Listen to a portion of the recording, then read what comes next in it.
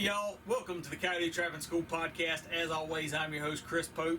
Coming at you a little bit delayed. I know, I apologize, I'm working. I've got a plan of getting back into a better rhythm as I've got an upcoming series that I'm excited about. I'll talk a little bit more about that towards the end of the episode, but here we are. This is the end of the 2019-2020 trapping season, right? It's March for us in the South.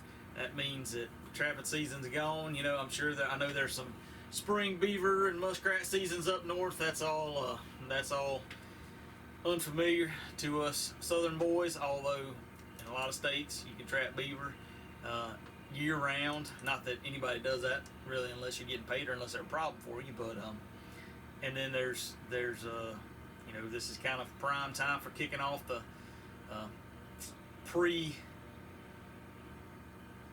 fawning nesting season trapping, right? So I know there's a lot of guys that are probably out there trying to target coyotes, and depending on how your state regulations are, maybe some other potential nest predators, and that may be something we kind of touch on a little bit too. But today I was just going to kind of wrap up and summarize how my trapping season went. So first off, we got to thank the people that make this podcast possible. Coyote Bros Lures. I ran heavy on their lures and baits this year, and had good success and good luck, and definitely can't recommend them enough, not only for a quality product, but they're going to get it shipped to you ASAP, and I always like that. That's something I always appreciate, and it's something that I try to aspire to as somebody that fulfills orders, is trying to make sure to get that stuff out timely. But check out Coyote Bros Lures. I've seen some of y'all sharing pictures or sending me messages of getting your order of Coyote Bros lures and baits in for trapping season. So man, I appreciate y'all supporting the sponsors and those that are supporting the podcast, and you know, just good guys that have been in the trapping industry for a long time. And you know, from my perspective, it's a little bit biased, but you know, seeing the movement and maybe where technology has taken the trapping industry and trying to get ahead of that versus a lot of others. So definitely thank them, and be sure to support Coyote Bros. I've got to figure out how many ounces of skunk essence that I've got mostly from my Texas trip, but I've caught some skunks out from houses and things here lately, and so I'm going to ship some skunk essence up there to them, and maybe some. I've got a handful. I didn't hammer the beavers that hard this year, but I've got a handful of beaver casters, and I got some nice ones. So you know, that's definitely got some value. So I don't know. I have to weigh in with them and see how much I've got. Whether I just try to swap for bait and lure. One thing, going ahead and transitioning, I did do heavier this year. It was one thing that I kind of wanted to. It was bait, especially bait, lure heavy, but bait heavy. I probably used, you know, in the past, I've just, you know, grabbed a super easy and common thing down around the South is some dog fennel. You find your dog fennel, it breaks real easy, but it holds up pretty good, so you can get a little kind of glob on a stick or a piece of dog fennel and throw it down your dirt hole. But you know, typically it's, you know, maybe the size of the end of your thumb or something. It's not a lot. And that's one thing that kind of intrigued me from reading O'Gorman's Hoofbeats of a Wolfer, is the idea that coyotes can smell and get an idea of the amount of bait that's in a hole. And that makes sense. Now, whether it's true or not, I know. But that's something that I purposely bought, you know, a couple of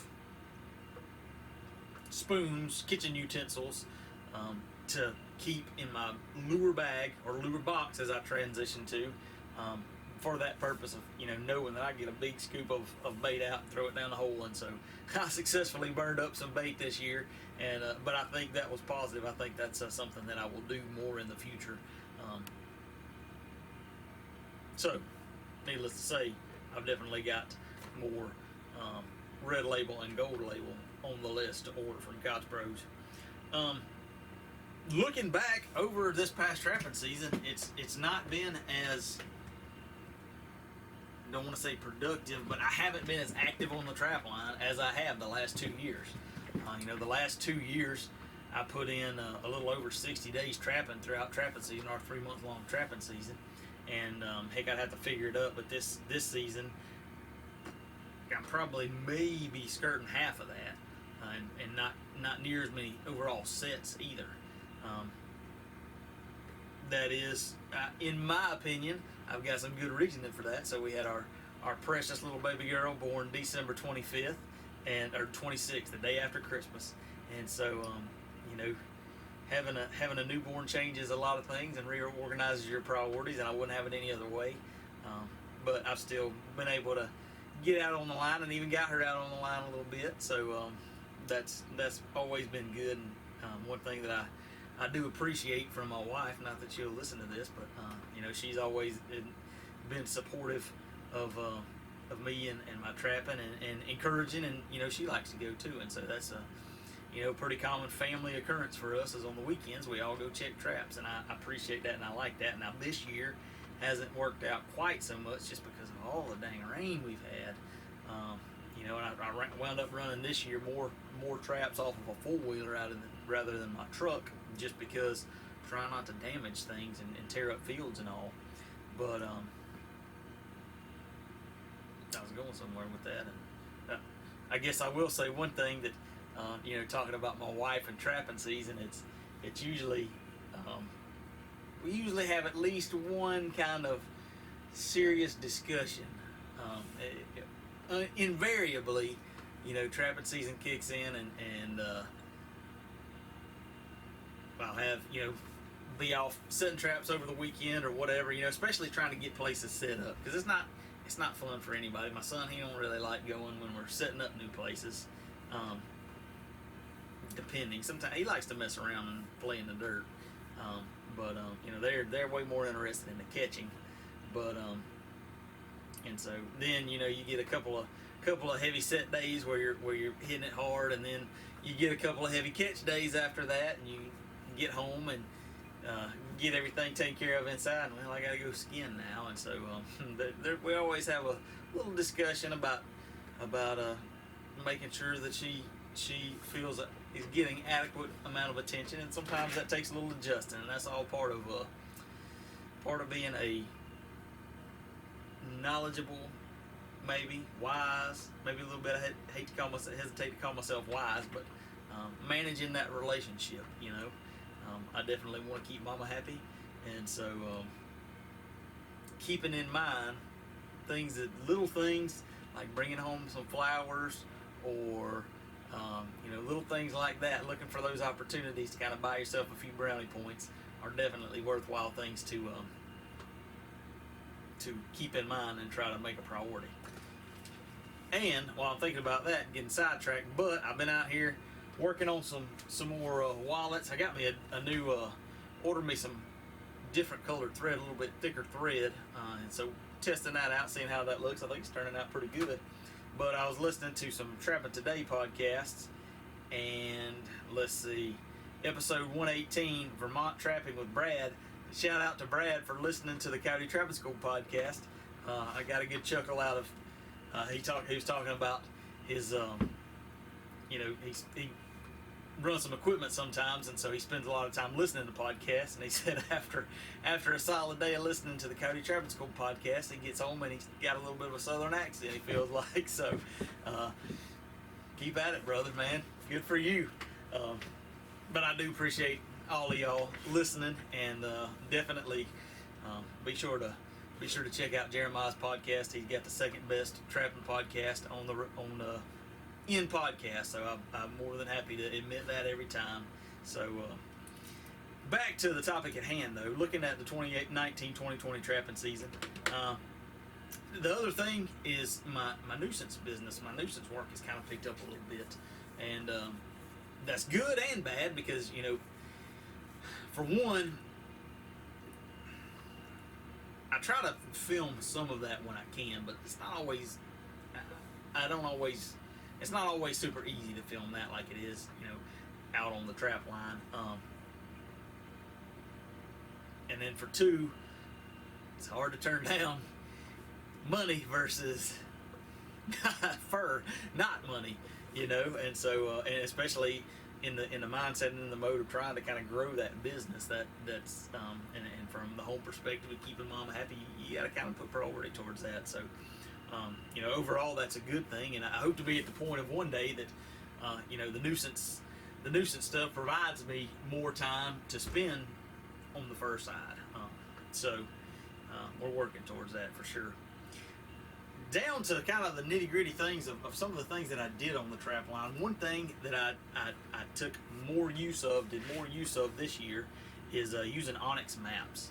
So I've had that app on my phone for a while now, just from the landowner standpoint, and as I'm driving down the road and I see a track that maybe I want to check on permission, or maybe I just picked up this permission, but where exactly did the landlines lay, and I can pull that up and I kind of see. I never even, I don't know why, just not using it very much, but I never messed around with it enough until I was scouting one of the new properties that I picked up, and I said, well, I've noticed it's gonna be a little bit before I get to set trap, so maybe I'll take a note of a couple of these this sign that I'm seeing. That way I'll have records of it when I come back. And so I was messing around on Onyx, and I hit to make a waypoint, and man, it pops up with all kinds of options to be able to make a waypoint. And so it's got, I don't know, 20 or so, maybe more different kind of icon options. And so you can mark scat, you can mark tracks, for courses, more geared towards hunting. So rubs and trails and deer stands and trail cameras and food plots and feeders and mass trees and all things like that. But then it's got a trap icon even. I started using that, and I was marking, especially I've never been one that was been that great about scouting ahead of time. And I've never been one that's super great about keeping notes or anything. I just kind of, everything rolls around in between my 2 ears, and sometimes it might roll out and I never think about it again. But the one thing that I really like about that is that, I've always got my phone on me. The one thing I haven't done is tried to look and see, pull it up on my computer and see, what information I might can export or translate or anything like that, so that's something a functionality I need to look at. But not only does it have all those different waypoint options that you can, makes it really easy that you can look at your map and zoom in and say, well, there's a trap and there's a trap and there's some scat that I saw, but you can also color code it. And so that's what I did. Sometimes I get kind of nerdy, and so I color coded all the scat that I marked brown, and the tracks maybe red or something. All my traps I color coded in white, and then it's also got a note section. So in that I would enter dirt hole set, gold label, and evanescence as my bait and lure.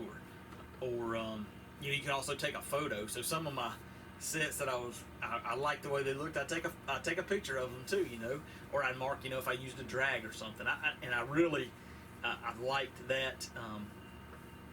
I've got the trapline journal that's an analog way to do that, of just jotting all that stuff down. But man, to have it all integrated into a map, the one thing that I want to kind of test out and see is can you export that data? Because I was logging in, if I made a catch, the date that I made that catch on and all. And to me, that's the more important part about your record keeping, is being able to look and say, oh man, I was really wearing the coyotes out on this bait, or this lure seemed to do real well on bobcats, over the last 2 years or something. That's where I see a lot of value. So something that I probably should have done more than before I brought it to you, but something that I definitely think is worth doing some more. So Onyx was something that I used a lot. I really liked it. Another thing that I did is I've been, I'm still nowhere near where I want to be, but I'm trying to improve my success on catching coyotes and really targeting numbers of coyotes.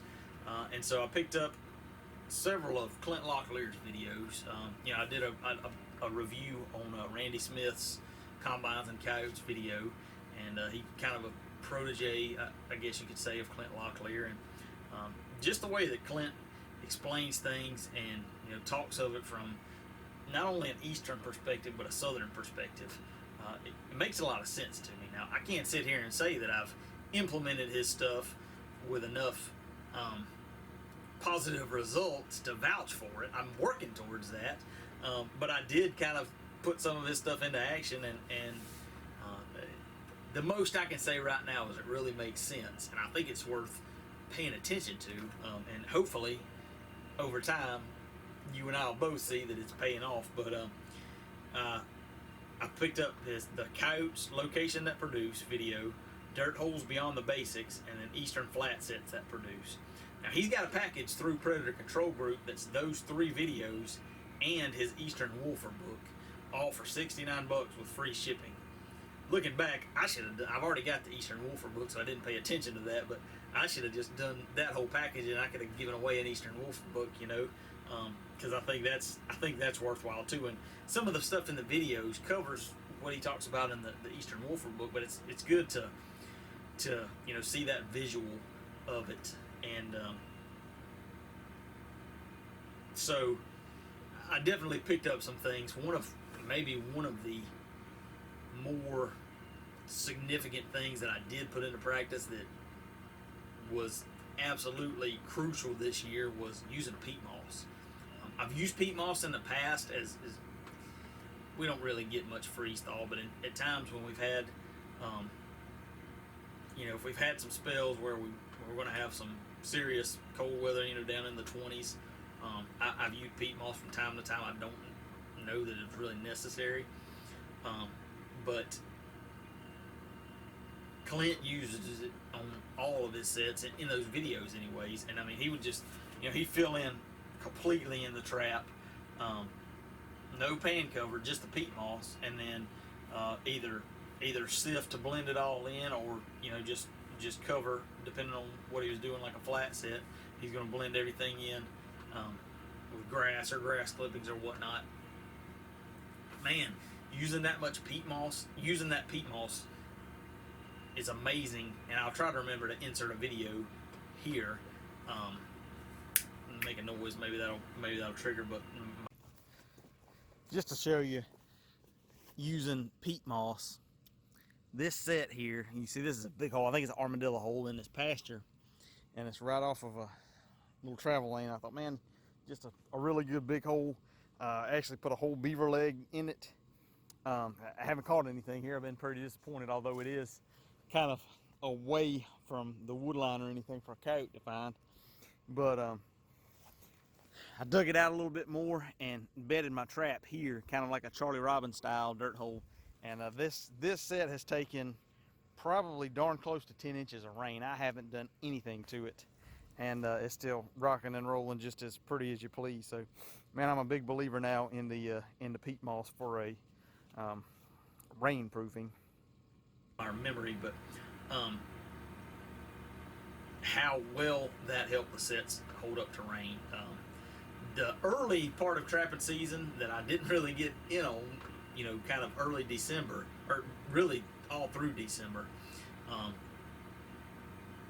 we didn't have that much wet weather, bad weather, but man, late January, early January, and all the way through February, we got pounded with inches and inches of rain. And those sets that I used that peat moss on, well, I got pretty religious about it. I mean, I used almost a whole bale of peat moss, which I've gone several seasons without using half a bale of peat moss. But it amazed me, most of the time when you put your set in and you sift your dirt over that trap, you get a rain and you can kind of see everything kind of washes down, and you could see your trap there. Man, that peat moss doesn't wash. It stays and it holds. And every once in a while I might have to kind of throw a little fresh over the top of it because one of the jaws might be a little bit exposed or something. But overall I was very impressed with the use of that peat moss and how well it helped to rainproof set. So that's something I would encourage you. That's 2 seasons now that we've been heavy rain, last season as well, and peat moss really helped, in my opinion, keeping those sets operable. And then also I used a lot more of the, or not a lot more, but a lot, I've used them more and more over the last few years, kind of a Mark Zager style of digging a small trap bed and then, you know, hammering out enough for that trap to fit in, hammering around the trap to kind of lock it in, and then using grass clippings, or what I found that works really good that I like is hay. If you can get some, you know, small, not the real thick like wheat straw type hay, but you know, small stems. It's what I don't like about grass clippings is it curls. It's just kind of a personal thing. To me, it doesn't really lay down like I like it to. Probably way more nitpicky than I need to be, but man, that hay, it lays down good, lays down nice.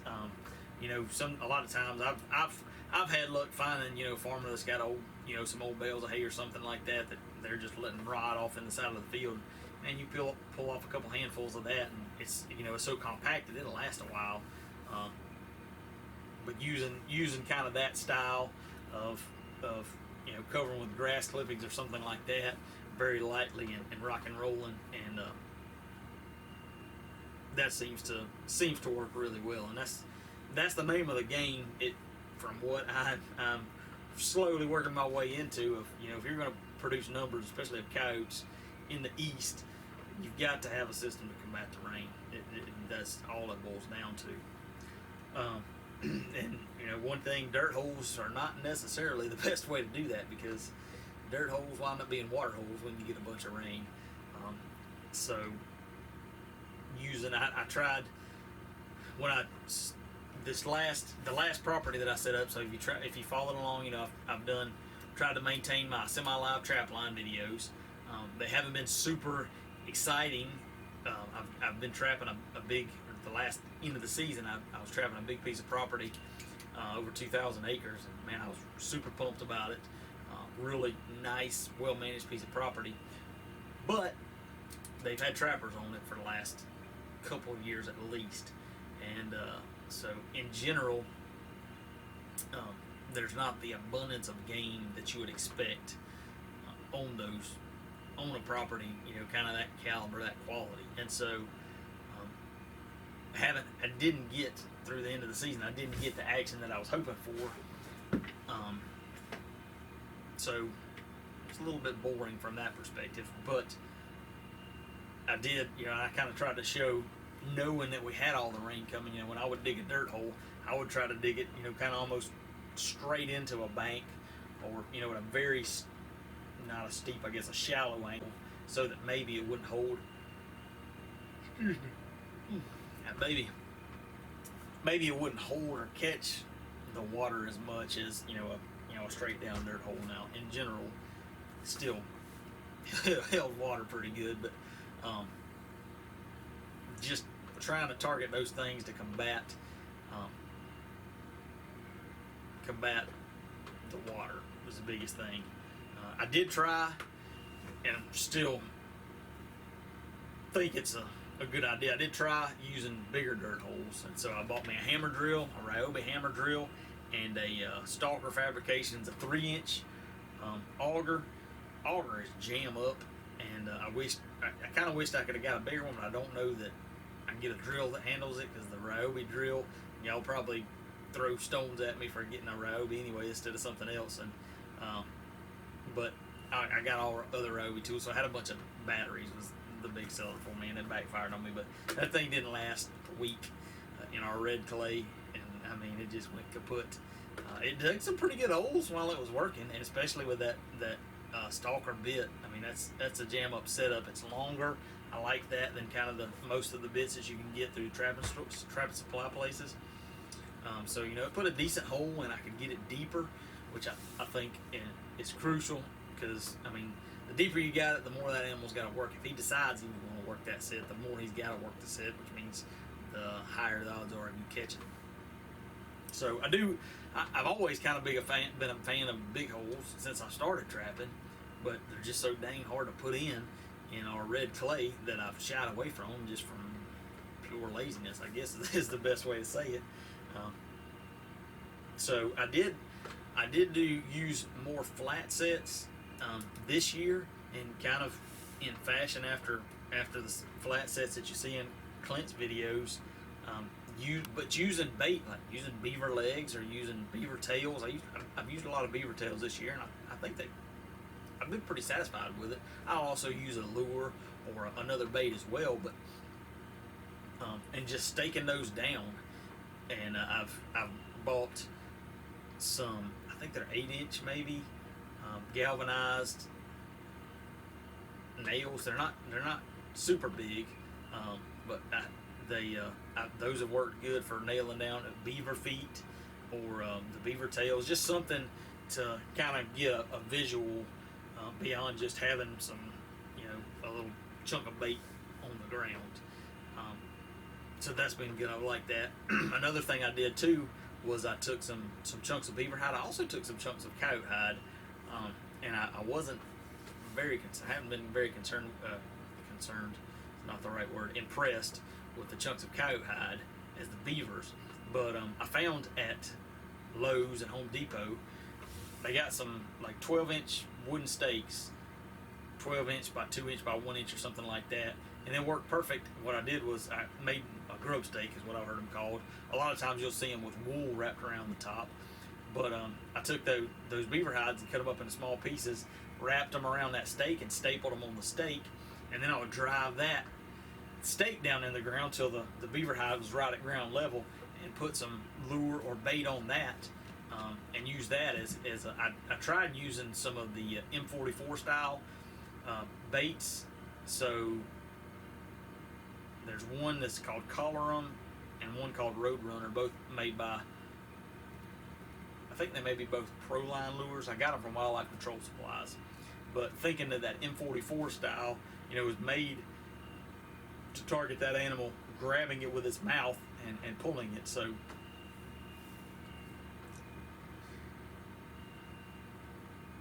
I guess in general, the property that I set a lot of those on, is, like I said, it wind up having a lot of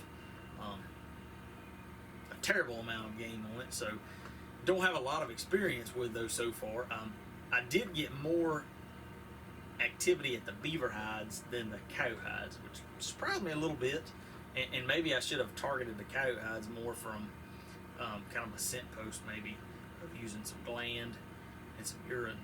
Man, I got the yawns. Sorry. But I definitely intend to continue with the beavers and see the beaver hide grub stakes. I think that's, I need to get a better way of securing them, so that the beaver hide don't just pull right off the grub stake. But I did like that. I think I'll be trying that some more. I did wind up using some, in general, I used more natural baits. So I had some beaver legs, some beaver hindquarters, some beaver front shoulders. I liked using, beaver feet, staked down, and the beaver tails. I can't point to a whole lot more catches, so to speak, but give me a couple seasons, and I think it might pan out. One thing that I noticed in both Randy Smith's videos and Clint Locklear's videos is they're pretty darn hard on mainly their chain, and mainly their trap chain. So you'll see them, and I adopted it, I guess, especially when you're with your cable stakes. But they'd hammer their stake in. Clint would always set, both of them, they would always set it. Then they would take the stake or the chain, put it in the bottom of the trap bit, and just hammer it in, swivel and everything. I started doing that one because it solves the problem of that, your bottom swivel and some of your chain. But then also too, if you make a catch and you're doing a remake, and you got that cable pigtail sticking up, hammer all that down in it, and kind of, it reduces the issue that has for you. I've been experimenting over the last couple of years with drags, still working on that. I'm liking the use of drags, and I don't know that I'm using them as kind of traditional as how a lot of people, I have always pre-hooked the drag, so I'm trapping in timber country for the most part, and so I've always got something within 10 feet, which is the length of chain I keep on my drags, that I can go ahead and hook that drag around. So I'll hook that drag around, and then I'll just kind of feed the chain as I need to. And taking a cue from Clint and Randy, I would take and hammer that chain, right there at the set. I would hammer that chain into the ground and kind of cover it up, and then you don't have the chain issue. And then away from the set, I would just kind of cover it up and go on. But the catches that I've made on those drags, I haven't yet had to go hunting for the the catch as it got off with the drag, because it's pre-hooked. But it does save my set. So man, remaking is super simple and easy. So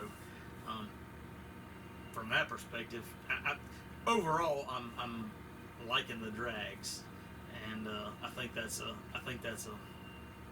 plus. Oh, what I was going with the natural baits is I experimented with them a little bit this year, and honestly it was always an afterthought that I would remember that I wanted to try more of, and I hadn't. But using eggs, so just straight from the store, and ideally I wanted to get them and leave them out a little bit, because I was trying to remember Major Boddicker in some of the Trappers Post and old Trapper and Predator Callers. He wrote some articles. He was good about covering some of the old government research that had been done, and they done all kinds of government research around attractants and baits and lures and things. And I want to say that in one of his articles I read where one of the top attractors for, I don't remember if it was predators or coyotes or what, but was synthetic fermented egg. And when I trapped with the USDA, we were trapping summertime, and we were running a good many cage traps, but we were still predator trapping and nest predator trapping. And we used a good many eggs, especially in those cage traps. And you think about trapping, especially in the South, as the weather heats up, you got to deal with ants.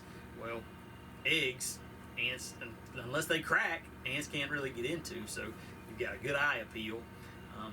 If you can let them sit out a little bit, you might get your good scent appeal, and you can avoid your ant issues. So eggs is definitely something that I think is worth playing with some more. And like I said, I always wind up thinking about things in the middle of while I'm doing something instead of beforehand, and that's what it always wind up happening. I'd be out on the trap line, re-lure and making a remake. Man, I wish I had a dozen eggs that I could throw one of these down the hole. So I did use them some, and definitely caught some possums on them. So I guess from a nest predator standpoint, mission accomplished.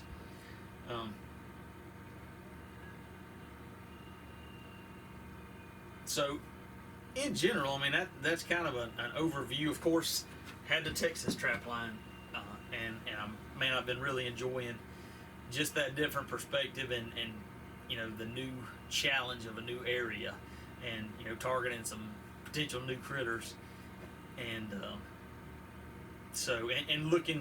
looking forward with growing family and potentially a growing business and all. The reality I'm thinking may be that a short, say a 2-week hardcore trip like that may be more feasible than a 60-day around the house trap line. So we'll see how that plays out. But that's definitely something that I want to keep going. I really like that, and I really feel that just from the content and the video standpoint, the more traps that you can have out, the more you get to see as a viewer. And when you're running just a handful of traps here around the house, I mean that's more relatable to what a lot of people are doing, but I haven't gotten any. I'm always getting positive feedback from y'all that are watching, but it just, to me, it feels like, man, I got nothing for today. That's how it is. That's the trap line, right? But I guess I'd always want to do a little bit better. So the one thing looking forward into the rest of 2020 is, and I've hit on it a little bit in the past, but I want to better prepare. So I always talk about, or always in my mind at least, think I'm gonna get ahead of stuff, and I'm gonna get my traps prepared early, and as I getting more into the nuisance trapping side. You never know what kind of calls you're going to get, whether it's going to be a bobcat eating somebody's chickens, beavers, flying squirrels, whatever. And so, that really emphasizes to me the importance of having all your equipment ready, because you never know when you're going to need some of it. And just that mindset of just that, thinking, treating it like a job, treating it like, man, this is my livelihood. It's my responsibility, and it's up to me if I want to be a professional at this. Then I need to act like a professional about it. So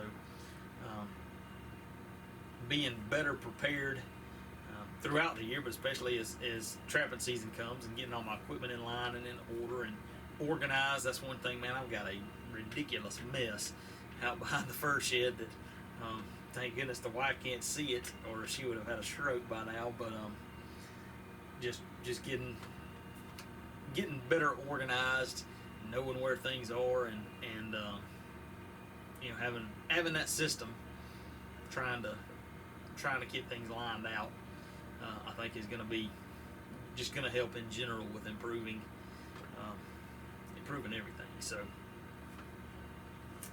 that is kind of a wrap on the 2019-2020 season. I had a blast, especially with the Texas trapping and some of the trap line jobs and things that came up.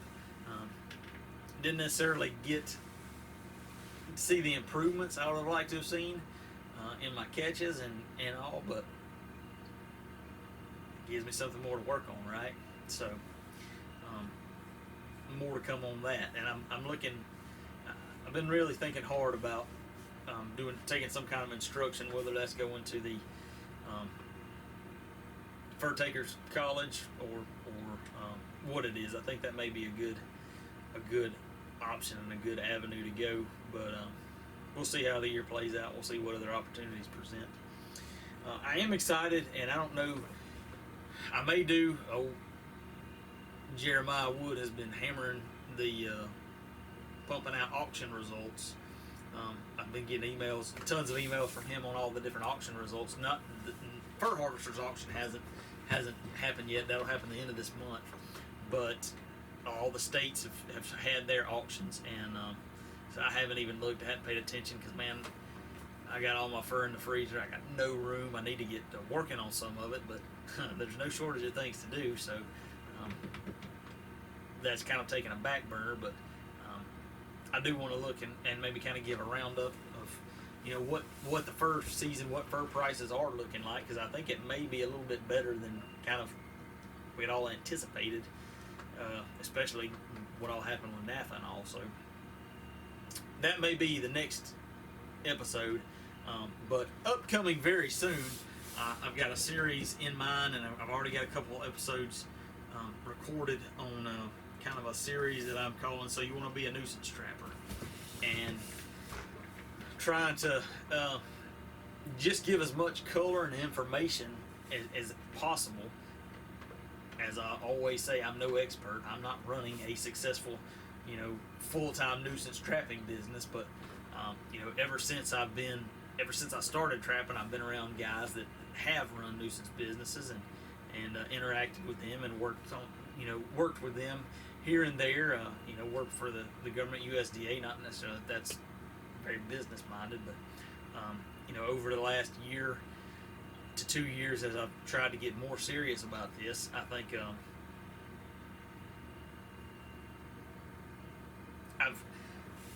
I've hit on some things that I think are not necessarily hit on, but just kind of outline some things that I think, especially trappers, want to get into the nuisance side of things and don't necessarily think about. And I hope it's going to be beneficial. We're going to have a couple of episodes talking about pricing, and one that I'm really excited about is kind of a spreadsheet that I put together to try to help you outline, whoever's interested, your overhead costs, because I think that's one thing that we don't take into account. We're not good at thinking about what are all the costs that go into me going to set a beaver trap, or me going to set squirrel traps, or whatever. So I'm excited about that. I hope that's going to be real helpful and useful. I've had some calls and some questions, just here in the last couple of days about pricing, and so I think that's something that there's a lot of interest around, and hopefully will be very helpful. So stay tuned for that if that is something that you've been thinking about. And otherwise, I appreciate everybody that's reached out. I've got a couple folks that have reached out with their southern mink, and got a few of those on the way in the mail, and excited about now. I gotta ship those off to get tan, so it's still going to be a little bit, but I'm still excited about the projects. Using fur and especially the southern fur, and trying to kind of tie all that in together, and doing more with the leather and the fur shed. So stay tuned. I hope y'all had a great season. I hope you're excited about spring's coming. I don't know what it's like where you are, but it's supposed to be. It was in the 70s today. Just beautiful weather. Flowers are starting to bloom, and stuff's slowly starting to leaf out. So it's a great time of year, and we've got no matter what's going on, we've always got something to be thankful for. So that's definitely something to keep in mind, and help to keep a positive attitude, because there's a whole lot of negative things that we could gripe and complain and get upset about, but the reality is that we got it way better than we really deserve. And so trying to keep a positive outlook and a positive attitude take you a lot farther than having a negative attitude about things. So anyway, on a positive note, we will catch y'all next time. Y'all have a good one.